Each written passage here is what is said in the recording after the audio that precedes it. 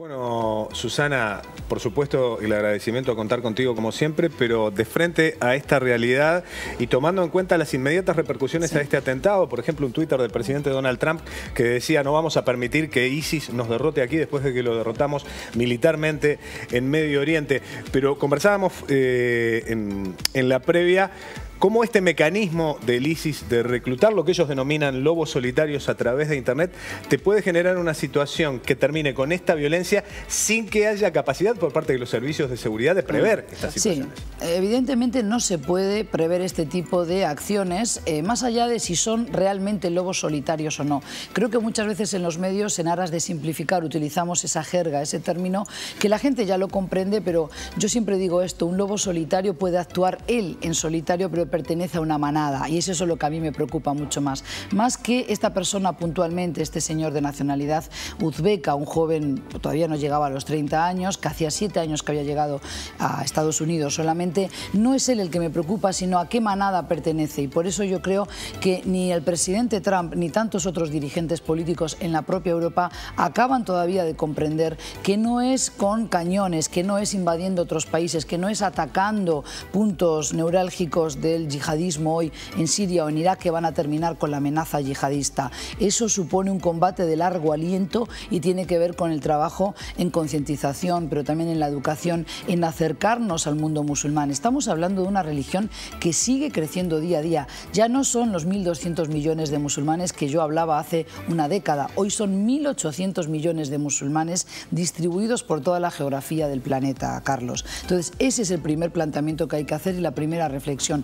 ¿Cómo se pueden prever este tipo de atentados? Como también sucedió en Niza con un camión que arrolló en el paseo marítimo a más de 82 personas. No lo puedes prever. No hay país del mundo que pueda tener un policía vigilando y tampoco queremos vivir en un estado policíaco. Con lo cual hay que poner remedio desde otros parapetos, digamos. Era un joven, 29 años, procedente de Uzbekistán, sí. Ese es su origen. Había llegado a Estados Unidos, a Nueva York, en el año 2010. Sí, y había pedido asilo político, ¿no?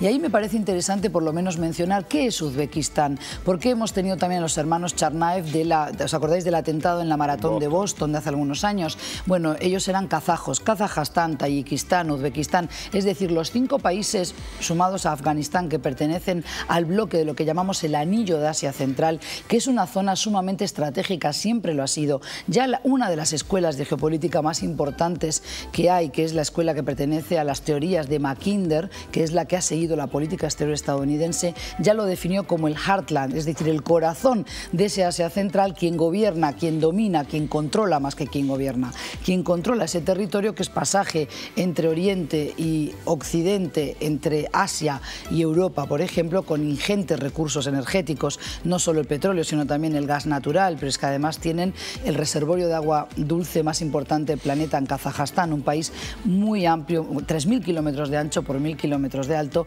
con fronteras con China. Entonces el país que controla ese territorio puede controlar Europa y puede controlar el mundo. Bueno, esos países que hoy son independientes pertenecieron a la órbita moscovita durante la Unión Soviética, pero son de mayoría musulmana y de eso se sabe bien poco. Hay un Islam también, si se quiere, con tintes soviéticos, pero un Islam más cercano en lo cultural a lo túrquico y a lo persa. Entonces todo eso hay que estudiarlo mucho más, Carlos y Ana María, porque de lo contrario seguimos dando bandazos, ¿verdad? La gente todavía hoy, masivamente, no solo en Uruguay, asocia Islam con árabes y árabes con Arabia Saudí. Y los árabes son apenas 285 millones. Araboparlantes hay muchos más porque sumamos países del África subsahariana.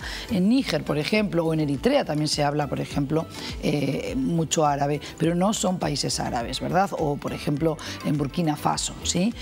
Pero tenemos que entender que para combatir esta ideología que apuesta a la discriminación, al discurso del odio hacia el occidental, hacia el sionista o hacia muchas veces simplemente el judío, para eso hay que invertir en educación. Claro, lleva mucho más tiempo, hay que invertir en trabajar mejor en los medios. Esto que hacemos siempre de cuidar los vocablos que empleamos, ¿verdad? Ataque terrorista perpetrado por un uzbeco musulmán, entonces es un terrorista está seguro, pero si lo realiza un joven de Canadá es un perturbado mental. Vamos a ver cuándo optamos por un calificativo y por otro. Eso es importante, despejar esas incógnitas y sobre todo cuidar mucho cómo formulamos el discurso, cómo construimos un relato, porque eso cala hondo en el imaginario colectivo de la gente y se le va tomando fobia al musulmán. Ahora bien, Susana, el escenario que se ha dado particularmente en Siria es, a partir de la intervención militar rusa, el gobierno de Bashar al-Assad ha reconquistado prácticamente la totalidad de su territorio. No la totalidad, pero tampoco necesita hacerlo. Claro, porque hay ya pruebas contundentes. Afganistán es el caso de que no necesitará controlar todo el territorio nacional para seguir siendo el gobierno en ejercicio del poder. Exactamente. Con la ayuda importantísima, con el sustento que tiene de parte de Rusia y de Irán. Así es, y vaya a saber cuál es el precio de este sustento, que seguramente lo podremos ver más adelante. Pero ahora, esta situación de un ISIS en retirada desde lo geográfico hace pensar que ese mismo ISIS está a la ofensiva con este tipo de herramientas. Claro, no siempre hay que pensar que estas personas tienen contacto directo con la cúpula de poder, es decir, no es una tela de araña, ¿verdad?, para que la gente se lo imagine, donde tenemos un epicentro del yihadismo y después se van ramificando y tienen contacto con ese centro, ¿no?, neurálgico de ese yihadismo. No es esa tela de araña, lo que podemos tener es como satélites, pero evidentemente tenemos las redes sociales, tenemos ese mundo del ciberespacio donde los jóvenes hoy y personas no tan jóvenes se autorradicalizan.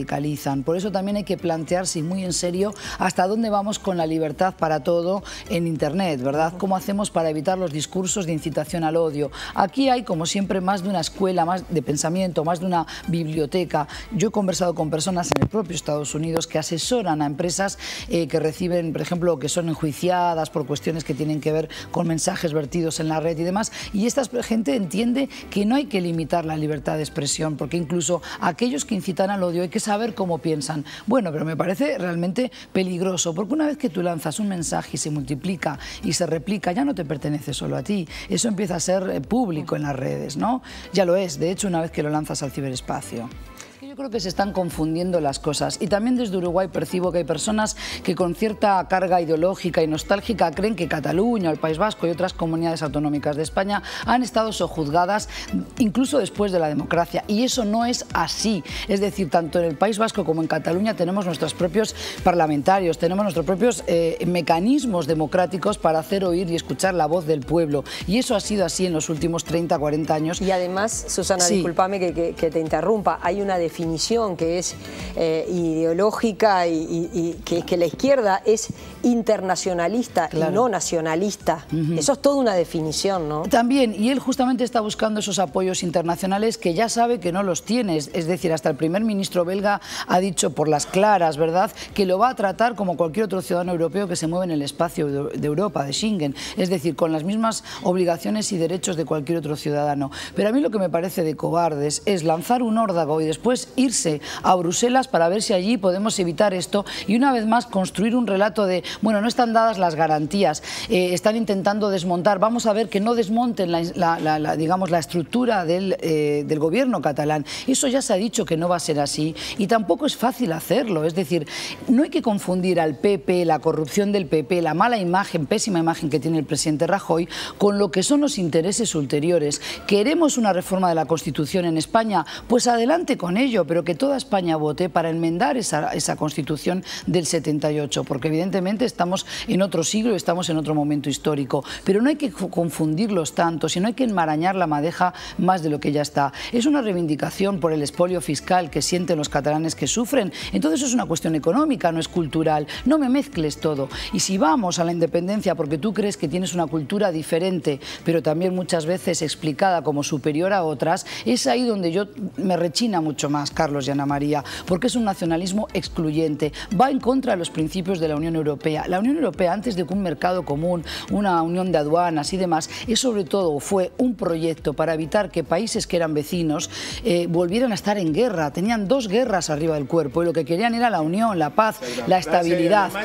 Claro, entonces, de este tipo de movimientos como los independentistas, pero también de la extrema derecha que vemos hoy de Marine Le Pen y otros, Francia, pero también en Holanda o en Austria ahora, van en contra de ese, son euroescépticos, van en contra de ese proyecto de Unión Europea que hasta el momento ha sido el proyecto de integración económica regional más exitoso que ha existido en el mundo. Entonces yo creo que todo esto forma toda una compleja situación que mucha gente en su casa no entiende, pero los catalanes han podido hablar en catalán, por lo menos desde la salida de la dictadura de Franco, y han construido todo un sistema educativo y de medios donde ese relato de la independencia de Cataluña se ha venido gestando desde hace más de 4 décadas.